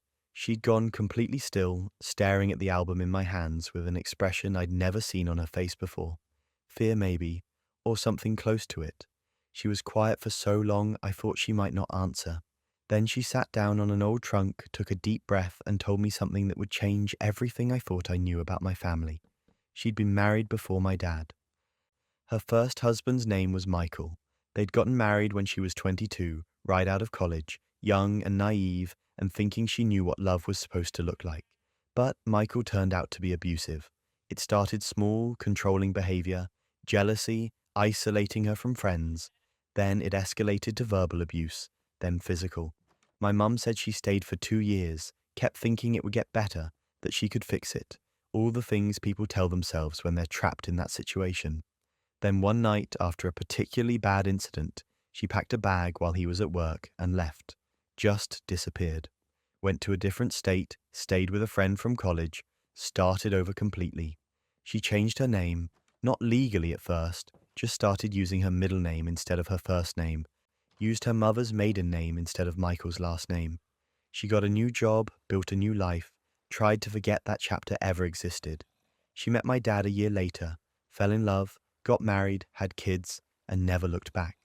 I sat there processing this, trying to understand why she'd never mentioned any of it. Then she said something that made my stomach drop. She'd never legally divorced Michael. She'd just run, changed her identity, and hoped he'd never find her. Which meant when she married my dad, she was technically still married to someone else. Her marriage to my dad, the foundation of our entire family, wasn't legally valid. I asked if Dad knew. She shook her head, said she'd been too scared to tell him, worried he wouldn't understand, worried it would ruin everything. So she'd kept it secret for over 30 years, buried it so deep she'd almost convinced herself it never happened. I didn't know what to do with this information. Part of me understood. She'd been escaping an abusive situation, doing what she had to do to survive. But another part of me couldn't get past the fact that my parents' marriage, my siblings and I, our whole family structure was built on something that wasn't legally real. I told her she had to tell Dad, that he deserved to know, that this affected everything from insurance to property ownership to inheritance. She begged me not to say anything, said she'd figure it out, that she just needed time, but I couldn't sit on this. It was too big. That night, I told my dad. I showed him the wedding album, explained what Mum had told me, and watched his whole world crumble. He was devastated, not angry, not at first, just completely shattered.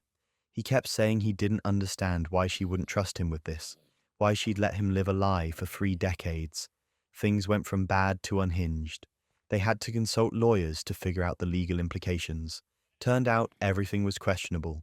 Their joint property, their shared bank accounts, the beneficiary designations on life insurance policies, all of it was in a grey area.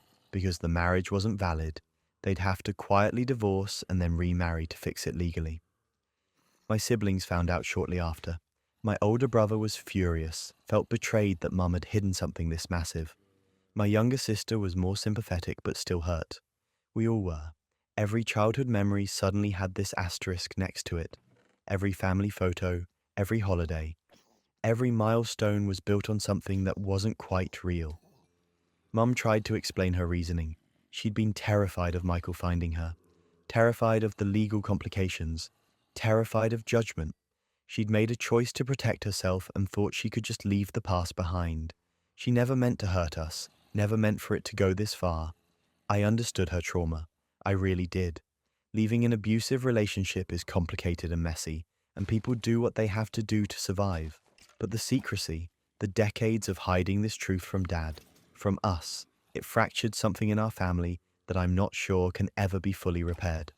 They went through with the divorce and remarriage, did it quietly, just the legal paperwork, no ceremony, fixed all the legal issues with property and finances, but the trust was damaged. Dad looks at Mum differently now. There's this distance that wasn't there before, this awareness that she's capable of keeping enormous secrets. We started family therapy, spent months unpacking it all, trying to process the revelation and what it meant for our relationships with each other. The therapist helped, gave us tools for communication, helped Mom explain her trauma in ways we could understand. But nothing feels the same. I look at photos from my childhood now and wonder what else I don't know. What other secrets are buried in the foundation of our family? I don't think Mom is hiding anything else, but how would I know? I didn't know about this for my entire life. The thing that keeps me up at night is the what ifs. What if Michael had found her? What if the legal issues had been discovered differently, in some way that caused more damage? What if we'd never found that album and Mom had taken this secret to her grave? I don't blame her for running from an abuser. I don't even blame her for changing her name and starting over. But I do blame her for not telling Dad, for building a life with him under false pretenses, for letting all of us believe in a foundation that was built on a legal lie, however justified her reasons were. Mothers keep secrets to protect us, or so they say. But when a father suddenly confesses something that rewrites childhood itself, the damage cuts even deeper. On his deathbed, Dad called us together for what he said was an important conversation. We all gathered in his hospital room, my 2 siblings and I sitting in uncomfortable chairs while Mom stood by the window. He'd been sick for months, and we knew this was probably one of our last real conversations with him. I expected maybe some final wisdom, some heartfelt goodbyes, maybe even some sentimental stories about our childhood. Instead, he dropped a bomb that rewrote our entire lives. He told us the family business that supposedly failed when I was 10 didn't actually fail. He'd embezzled money from it, a lot of money. He got caught, and to avoid prison, he took a deal that involved restitution payments and probation. Everything we'd been told about that time in our lives was a lie. The sudden move across the state that he'd always said was for his health. We were fleeing the consequences and the shame, starting fresh where nobody knew what he'd done. The childhood poverty I remembered so clearly. Watching Mum work 2 jobs while Dad supposedly struggled to find work after his business collapsed. That was all because of his restitution payments. Every sacrifice Mum made, every time we went without something we needed, every struggle we faced as a family, it was all because of his crime and his lies. He said he was telling us now because he wanted to clear his conscience before dying, wanted us to know the truth, wanted to be honest with us at least once before the end. I sat there feeling completely numb, like my brain couldn't process what I was hearing. My sister started crying immediately. asking him how he could do this to us, how he could lie for so long. My brother just stared at the floor, his jaw clenched so tight I could see the muscles working. Then I looked at Mum. She was still standing by the window, looking out at the parking lot, her face completely blank, and I knew. I knew from her lack of reaction that she'd known all along. She'd carried this secret with him for over 2 decades, let us believe a completely different version of our family history. I asked her directly if she'd known. She didn't turn around, just nodded once. Said Dad had told her everything when it happened, that they'd decided together to keep it from us kids to protect us, to give us a normal childhood without the shame and stigma of having a criminal father. The thing is, we didn't have a normal childhood. We had a childhood defined by struggle and sacrifice that we thought was just bad luck. We watched our mum exhaust herself working multiple jobs. We wore second-hand clothes and qualified for free lunch at school. We missed out on things our friends had because money was always tight, and we'd been told it was because of bad business luck, market conditions, things beyond anyone's control. But it wasn't beyond anyone's control. It was the direct result of Dad's choices, his crime, his decision to steal and then to lie about it for 20 years. Dad tried to explain himself, said he'd made a terrible mistake, that he'd panicked when the business was struggling and made a choice he immediately regretted. Said he'd spent every day since trying to make it right, trying to be a better person, trying to raise us with strong values, so we'd never make his mistakes. My brother laughed at that, this bitter, angry sound that didn't match anything I'd ever heard from him. He pointed out the hypocrisy of Dad teaching us about integrity and honesty while living a lie, teaching us about responsibility while hiding from the consequences of his actions. My sister asked why he was telling us now. Why not take it to the grave? Why burden us with this right before he died when we'd have no time to process it, no time to have a real conversation about it? Dad said he couldn't die with this secret, that it was eating him alive, that he needed us to know who he really was. I realized then how selfish it was. This wasn't about us. This wasn't about giving us truth or closure. This was about him clearing his conscience, unburdening himself, making himself feel better in his final days, regardless of what it did to us. He was making us carry the weight he'd been carrying so he could die in peace. That's when everything unraveled. My sister stood up and left the room, crying. My brother started yelling, asking Dad if he had any idea what he'd just done, how he'd just destroyed every memory we had. Mum finally turned around and told my brother to lower his voice, that Dad was dying and deserved some compassion. That set my brother off even more. He said Dad had 20 years to show us compassion by telling us the truth, and he'd chosen to lie instead. Then he left too. I sat there alone with my parents, trying to figure out what I was supposed to feel. Anger seemed appropriate, but I just felt hollow. Betrayed, yes, but in a way that was too big to fully grasp. It wasn't just that Dad had lied. It was that my entire understanding of my childhood, my family, my parents' relationship, all of it was based on fiction. Those bedtime stories Dad used to tell us about perseverance and never giving up. He'd been talking about hiding from consequences, the lessons about integrity he'd drilled into us, coming from someone living a double life, the pride I'd felt watching my parents work through hard times together. They'd been working through hard times Dad had created through criminal activity. Dad died 3 days later. We were all there, sitting around his bed, but it felt performative. Like we were playing the roles of grieving children because that's what you're supposed to do when your father dies. But inside, I felt nothing. Or maybe I felt too much, and it had all cancelled out into numbness. After the funeral, we had to sort through his belongings. Found documentation of the embezzlement case in a box in the attic. Court documents, restitution agreements, letters from lawyers, physical proof that everything he'd told us in that hospital room was true. Part of me had been hoping it was some kind of deathbed delusion, medication talking, anything but reality. We scattered his ashes because tradition demanded it, because that's what our family had always done, scatter ashes in the lake where we used to vacation before everything fell apart, before Dad's crime destroyed our financial stability. The irony wasn't lost on any of us. I couldn't grieve properly. Still can't, honestly. How do you mourn someone when you're simultaneously learning that almost everything you knew about them was a lie? How do you process loss when you're also processing betrayal?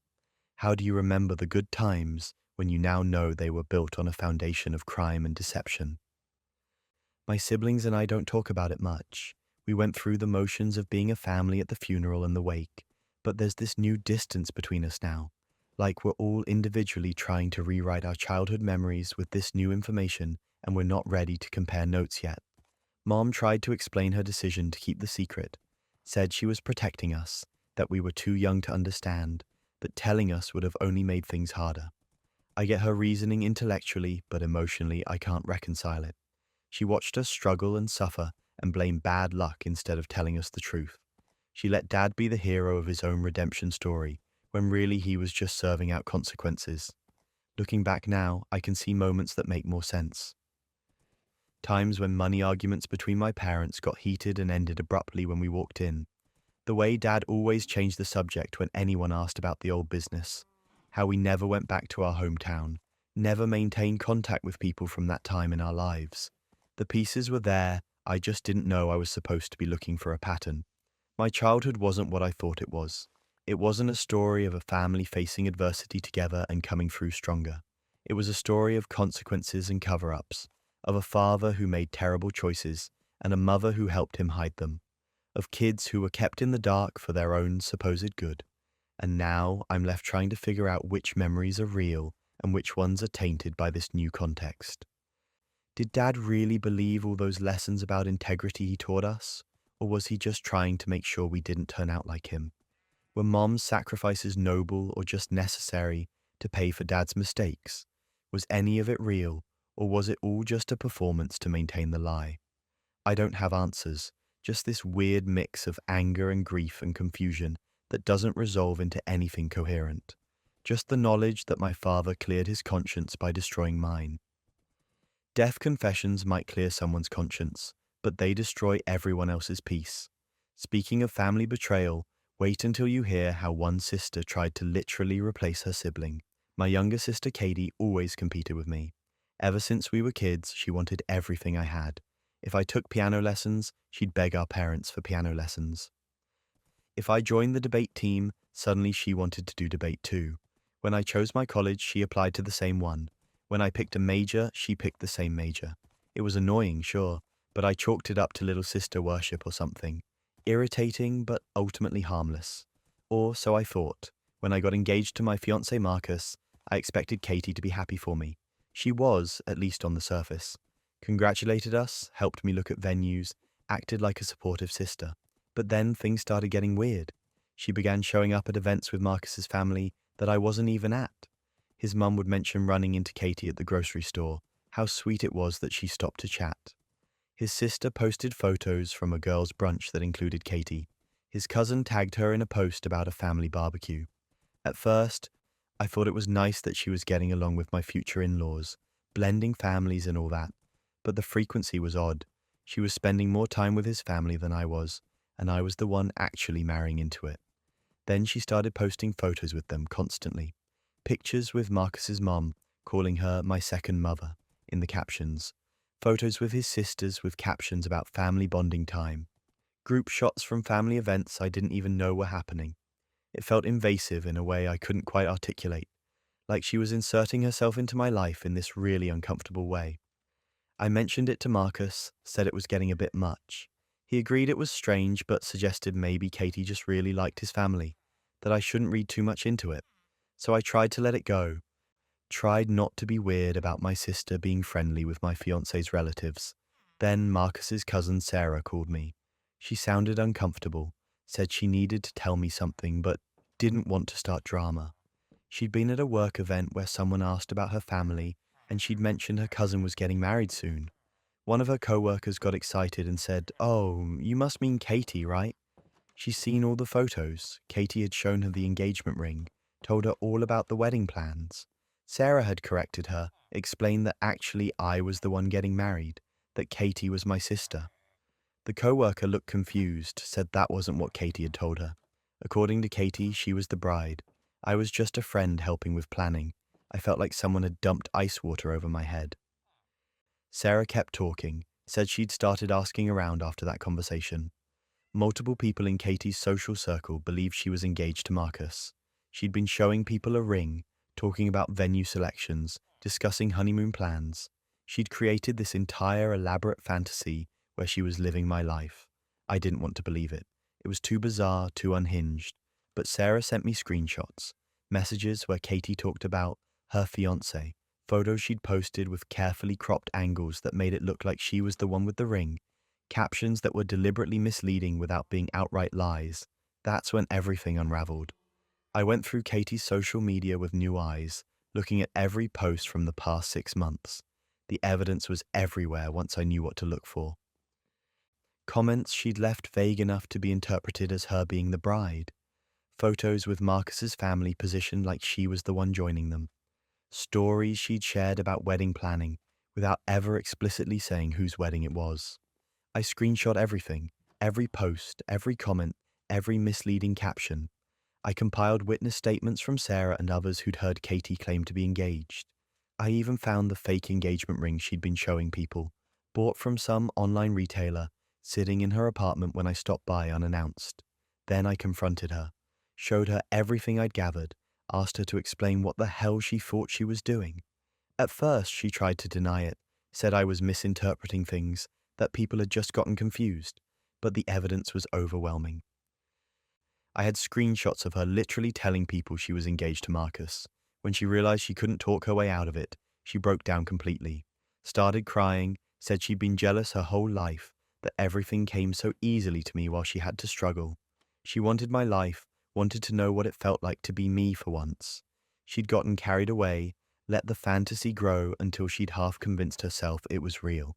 The psychology of it was genuinely disturbing. This wasn't just sibling rivalry. This was identity theft on an emotional level. She'd tried to literally replace me in my own life. I told her she had two options. Either she confessed to everyone she'd lied to, admitted she'd made the whole thing up, and apologized publicly, or I would expose her myself with all the evidence I'd gathered. I gave her 24 hours to decide. She chose to confess, probably because she knew I wasn't bluffing about exposing her. She made posts on social media clarifying that she was not engaged, that she'd misled people and deeply regretted it. She reached out individually to people she'd lied to directly and apologized. She wrote an apology to Marcus's family, explaining that she'd gotten inappropriately attached and overstepped boundaries. The humiliation was total. Friends were confused and disturbed. Marcus's family was incredibly uncomfortable and started keeping their distance. Our parents were horrified when they found out, couldn't understand how Katie had let things get so out of control. Our relationship never recovered. I tried to have compassion, tried to understand that she clearly had some deep-seated issues that went beyond normal sibling competition. But I couldn't trust her anymore. How do you trust someone who tried to steal your identity, your relationships, your entire life? How do you come back from that? Katie's in therapy now, working through whatever compelled her to create such an elaborate fantasy. Our parents push for reconciliation, say she's getting help, and I should forgive her. But forgiveness doesn't mean I have to let her back into my life. It doesn't mean I have to risk her doing something like this again. I kept my distance. She wasn't invited to the wedding, which caused a massive family fight, but I refused to budge. I couldn't have her there, couldn't trust that she wouldn't try to make it about herself somehow. Marcus's family understood completely, actually supported the decision after everything that had happened. The wedding went fine without her. Beautiful, drama-free, exactly what I wanted. And Katie's absence was noted but not discussed. Everyone knew why she wasn't there, and nobody questioned it. I still see her occasionally at family events I can't avoid, holidays and things like that. We're polite but distant. She's apparently doing better, has her own life now, stopped trying to copy everything I do. But the damage is done. I'll never look at her the same way. She'll always be the person who tried to replace me. Sibling rivalry can get creepy fast. But what about cousins who don't just compete? They steal. One person's inheritance disappeared, and the culprit was family. When Grandma passed, her will was clear. She'd left her estate split equally among 5 grandchildren. Me, my brother, and 3 cousins, including Brian. It was a decent amount, nothing life-changing, but enough to matter. A house she owned outright, some savings, investments, the usual stuff someone accumulates over 87 years of life. Brian was named executor because he lived closest to her and had helped manage some of her affairs in her final years. At the time, it seemed like a practical choice. Months went by after the funeral with no word about distribution. I'd ask Brian occasionally how things were progressing, and he'd say the estate was complicated, that there were taxes to sort out, legal processes that took time. I'm not a lawyer, so I took him at his word. Figured these things probably did take a while, but 6 months turned into 8, then 10. My brother started asking questions too. Brian's answers got vaguer, more defensive. He'd say he was working on it, that we needed to be patient, that handling an estate wasn't as simple as we thought. When I pushed harder, he finally claimed that estate taxes had eaten up most of the value. Said after all the fees and taxes and outstanding debts, there wasn't much left to distribute. Maybe a few thousand each. That didn't sound right. Grandma's house alone was worth at least $400,000, and she didn't have major debts. The math wasn't adding up. I talked to my brother and our other cousins, and we all had the same feeling. Something was wrong. I hired a lawyer to audit the estate. Cost me money I didn't really want to spend, but my gut was screaming that Brian was lying about something. My lawyer requested all the estate documents, which as beneficiaries we had a right to see. Brian delayed, made excuses, said he'd get them to us. My lawyer had to threaten legal action before Brian finally produced anything. When we got the documents, we found the problem immediately. Grandma's house, the biggest asset in the estate, wasn't listed. According to the paperwork Brian provided, the house had been transferred to Brian's name 6 months before Grandma died. There was a deed transfer, claiming she'd gifted it to him in exchange for caretaking services. I remembered those last months of Grandma's life. Brian had helped her, sure, but it wasn't full-time care. She was independent almost until the end, just needed occasional help with heavy lifting or rides to appointments. Nothing that would warrant a $400,000 gift.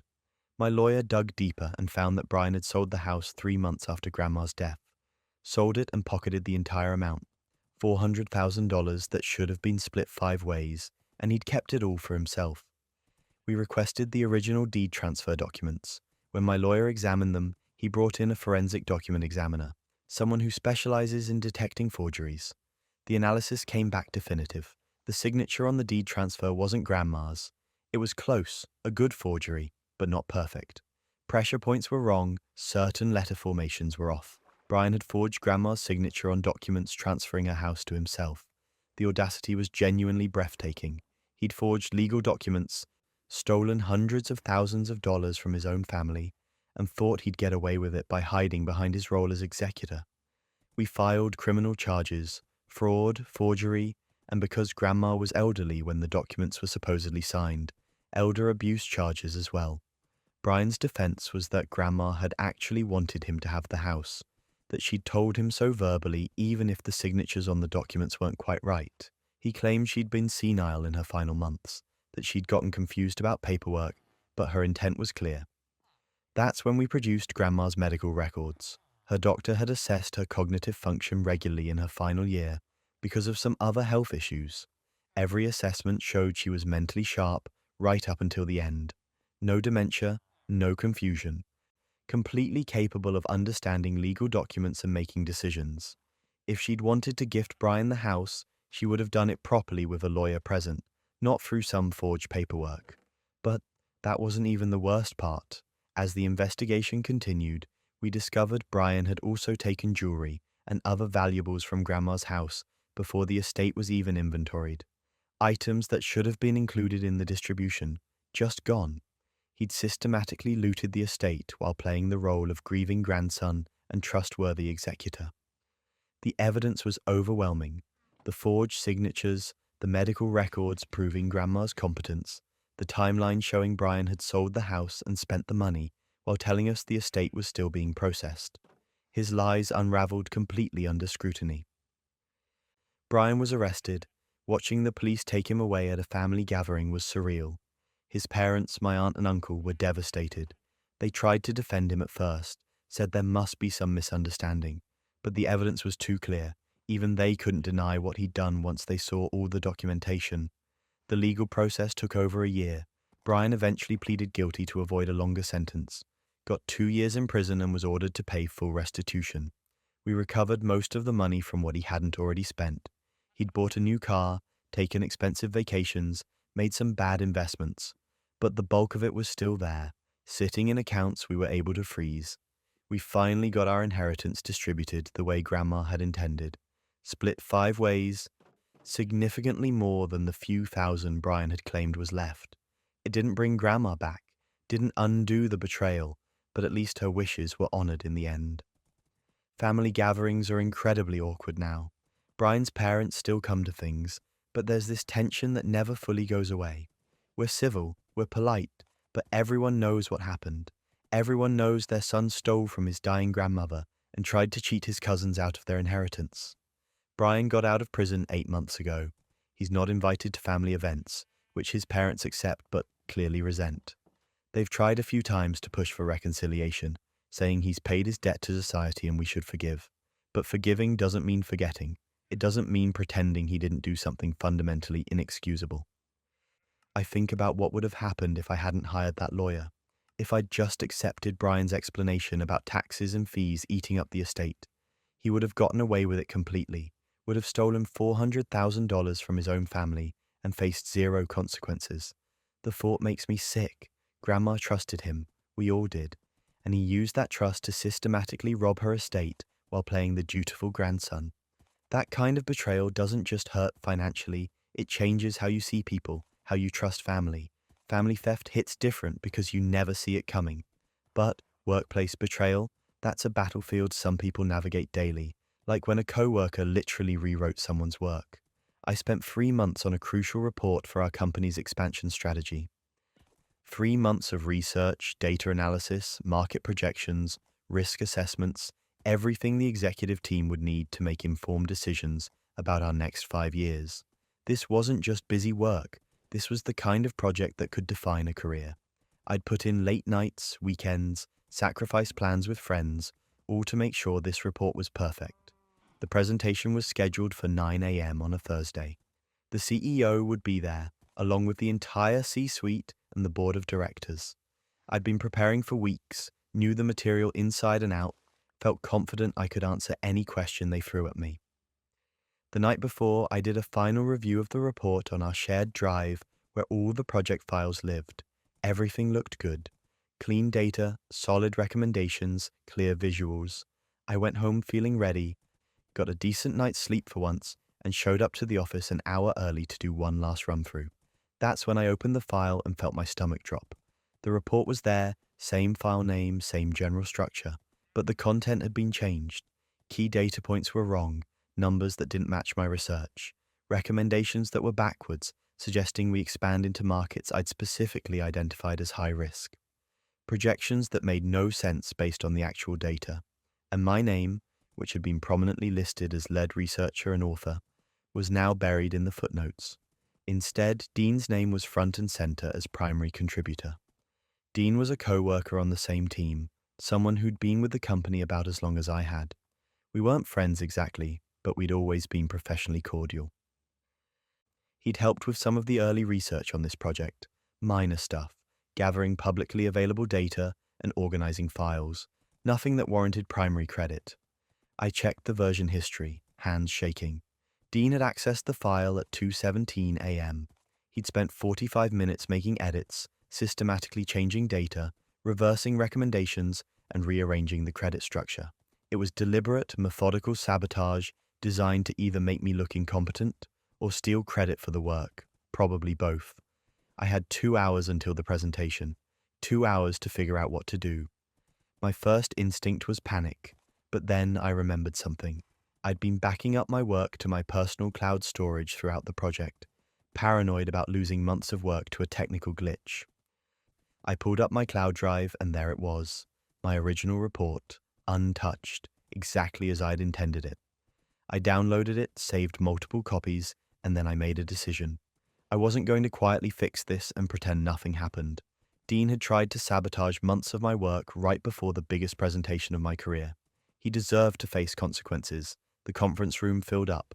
CEO, CFO, COO, board members, everyone who mattered. Dean showed up too, looking way too pleased with himself, like he thought he'd actually pulled this off. I set up my laptop, connected to the projector, and pulled up the sabotaged version of the report. The CEO started the meeting, thanked everyone for coming, and asked me to begin. I opened the file, let it project on the screen, and watched as people started reading. I could see confusion on some faces as they looked at the data. The CEO frowned, started to ask a question about one of the projections that didn't make sense. That's when I stopped her and said, "Actually, this isn't my report. This is sabotage." The room went completely silent. I pulled up the version history on screen, showed Dean's 2 a.m. access time, showed the extent of his edits. Then I closed that file and opened my original report from my cloud backup. The differences were immediately obvious: correct data, logical recommendations, proper attribution. I explained calmly what had happened, how I'd discovered the changes that morning, how I had backups that proved this was the actual work I'd done over the past 3 months. I didn't editorialize, didn't get emotional, just presented the facts and let them speak for themselves. Dean went completely pale, started stammering something about a misunderstanding, about trying to help improve the report, about making corrections. But the version history didn't lie. The changes weren't improvements, they were systematic sabotage. The CEO was furious. She cut Dean off mid-excuse, told him to leave the room immediately, and said HR would be in touch. He tried to argue, tried to explain himself, but security was already being called. I watched him gather his things and leave, looking like he might actually be sick. Then the CEO asked me to present my actual report, so I did. Went through all 3 months of research, explained my methodology, walked through the recommendations, answered questions. It went perfectly. The board approved the expansion strategy unanimously, and several executives came up afterward to commend the thoroughness of my work. Dean was fired that same day. HR reviewed everything, consulted with legal, and determined that his actions constituted intentional sabotage of company operations. He was escorted out of the building by end of business, his access to all systems revoked, his employment terminated for cause. But that wasn't even the worst part for him. 3 months later, I got promoted to senior analyst, a position that had been created partly because of how well the expansion project had gone. Dean, meanwhile, tried suing the company for wrongful termination, claimed he'd been helping, that his edits were meant to improve the report, that he'd been fired without cause. The company's lawyers absolutely destroyed him in court. They had the version history, they had timestamps, they had testimony from the executives who'd witnessed my presentation. They demonstrated clear intent to sabotage and steal credit. Dean's lawsuit was dismissed, and he ended up having to pay the company's legal fees. I heard through the industry grapevine that he had trouble finding work after that. Word gets around in professional circles, especially about something this blatant. Nobody wants to hire someone who's been proven to sabotage colleagues and commit fraud. The whole experience taught me something valuable about always keeping backups and about the importance of protecting your work. If I hadn't had that cloud storage, if I'd relied solely on the shared drive, Dean's sabotage might have worked. I would have presented garbage data to the CEO and board, destroyed my credibility, possibly ended my career at that company. Instead, his plan fell apart completely because I'd taken basic precautions. He'd assumed I wouldn't have backups, that I'd panic, and either present his corrupted version or cancel the presentation entirely. He didn't count on me being able to prove exactly what he'd done. The audacity of editing someone's work at 2 a.m. and thinking nobody would notice is almost impressive in its stupidity. Now I'm obsessive about version control and backups. Every important document lives in multiple places with detailed change tracking. I've shared that story with new employees as a cautionary tale about both workplace sabotage and the importance of protecting your work. Because apparently you can't trust everyone, even in a professional environment where you'd think people would have basic ethical standards. Corporate sabotage is brutal, but it pales compared to when your boss tries making you the fall guy for their own mistakes. My boss, Marcus, made a massive error. He approved a vendor contract without proper vetting, something that went against every protocol our company had in place. The vendor turned out to be fraudulent, and they defrauded us of $2 million. $2 million, the kind of mistake that gets people fired, that tanks quarterly earnings, that makes headlines. I found out about it the same way everyone else did, in an emergency all-hands meeting where our CEO looked like he wanted to set something on fire. He explained what had happened, said there would be an investigation, that whoever was responsible would face consequences. I felt bad for Marcus, honestly. It was a huge screw-up, but mistakes happen. I figured he'd own up to it. face whatever disciplinary action was coming, and we'd all move forward. Then Marcus called me into a meeting with the executives, said they needed to discuss the vendor situation. I walked in thinking maybe they wanted my perspective, since I work closely with vendor relations. Instead, I walked into an ambush. Marcus had apparently told the executives that I was the one who approved the contract, that I'd bypassed the vetting process, ignored his warnings, and pushed the deal through despite red flags. He had emails, he said, showing my approval at every stage. I sat there completely blindsided as he presented forged emails with my name on them. Doctored approval chains that made it look like I had sole authority over the decision. Fabricated correspondence where I supposedly vouched for the vendor's legitimacy. The executives were looking at me with this mixture of disappointment and anger, clearly ready to fire me on the spot. I tried to defend myself, said I'd never approved any such thing, that I didn't even have the authority to sign off on contracts that size. But Marcus had prepared for this. He had explanations for everything, suggestions that I'd overstepped my role, that I'd been acting independently without oversight. He painted a picture of me as a rogue employee who'd caused a catastrophic loss through negligence and insubordination. The head of HR started drafting termination paperwork right there in the meeting. I was watching my career implode in real time over something I didn't do, and Marcus was sitting there looking appropriately concerned and disappointed, playing the role of the manager who tried his best but couldn't control his subordinate. I asked for 24 hours to respond, to gather my own evidence to present my side. The executives weren't thrilled about the delay, but the lawyer in the room advised them that giving me a chance to respond was appropriate. So they agreed, 24 hours, and then we'd reconvene. I left that meeting and went straight home. Didn't sleep that night. Instead, I went through every email I'd ever sent or received related to vendor relations. Every document, every approval chain, every communication I'd had with Marcus or anyone else about contracting procedures. I'd kept meticulous records. It was just part of how I worked, saving everything, documenting conversations, maintaining paper trails. At the time, it was just good professional practice. That night, it became my salvation. I found the real approval chains showing Marcus had sole authority over the vendor contract. I found emails where I'd specifically flagged concerns about the vendor, and Marcus had overruled me. I found meeting notes where Marcus had presented the vendor to leadership without my involvement. Every piece of evidence pointed to the same conclusion. Marcus had made the decision, Marcus had bypassed protocol, and Marcus was now trying to pin it on me. But that wasn't even the worst part. As I dug deeper, I found something else. Financial records that I'd saved from a previous audit showed Marcus had received payments from a consulting firm. I looked up the consulting firm and found it was owned by the same person who ran the fraudulent vendor. Marcus had financial ties to the vendor. He'd been getting kickbacks. This wasn't just a mistake he was trying to cover up. This was fraud. He'd deliberately approved a contract with a vendor he had a financial relationship with, bypassed vetting to push it through, and when it blew up, he'd tried to frame me for it. I compiled everything into a comprehensive document: emails, financial records, approval chains, meeting notes, everything. I organized it chronologically, highlighted the inconsistencies in Marcus's story, and documented the evidence of his financial ties to the vendor. Then I called a lawyer, explained the situation, and asked them to come with me to the meeting. The next day, I walked into that conference room with my lawyer and a printed binder of evidence. The executives looked surprised to see legal representation, but I just calmly explained that given the severity of the accusations, I felt it was necessary. Then I presented everything. I walked them through the real timeline, showed them the authentic approval chains with Marcus's signature, not mine. I showed them the emails where I'd raised concerns and been overruled. I showed them the meeting minutes proving I wasn't even in the room when the vendor was approved.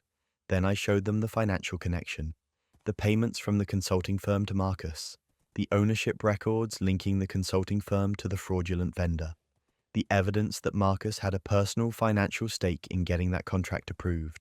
The room went dead silent. The executives started looking through the documents, cross-referencing them with the emails Marcus had presented the day before. The forgeries became obvious under scrutiny. Different metadata, inconsistent formatting, details that didn't match the official records. The CEO looked at Marcus and asked him to explain. Marcus tried, stammered something about misunderstandings, and taken out of context communications. But it was over. The evidence was too clear, too thorough. He'd been caught. Marcus was fired that day, escorted out of the building by security while everyone watched. The company launched a full investigation into his conduct, found even more evidence of financial impropriety, and eventually reported everything to law enforcement. He was prosecuted for fraud and embezzlement. Last I heard, he took a plea deal and served time. I was completely cleared.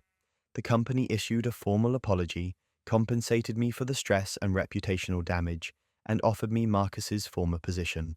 The promotion came with a significant raise and more authority, and I seriously considered it. But ultimately, I declined. The whole situation had left a bad taste in my mouth. The fact that the executives had been so ready to believe Marcus, so willing to fire me without thoroughly investigating, it made me question the company's culture. If they could be swayed that easily by forged emails and a convincing liar, what else were they getting wrong? I took a job elsewhere, at a company with better ethics and more robust oversight, somewhere that valued documentation and due diligence, somewhere that wouldn't throw an employee under the bus without concrete evidence. Marcus's LinkedIn still shows unemployed. Every few months, I check out of morbid curiosity. He's tried to scrub his profile, remove details about his termination, but the gap in his employment history speaks volumes. With a fraud conviction on his record, he's probably unemployable in our industry. Good. He tried to destroy my career to cover up his own criminal activity. He forged documents with my name, sat across from me in a meeting, and lied to executives while watching them prepare to fire me. The calculated cruelty of it still gets me sometimes, but I had receipts. Every email, every document, every piece of evidence I needed to prove the truth, and that made all the difference. And that's where we'll close tonight's collection of chaos, betrayal, and sweet, sweet justice. If you've made it this far, you're clearly as hooked on these stories as I am. Remember, the truth always finds a way to surface. Sometimes it just needs a little help from someone who refuses to be silenced. Sweet dreams, everyone, and remember, keep your receipts, trust your gut, and never underestimate the power of exposing the truth. Until next time.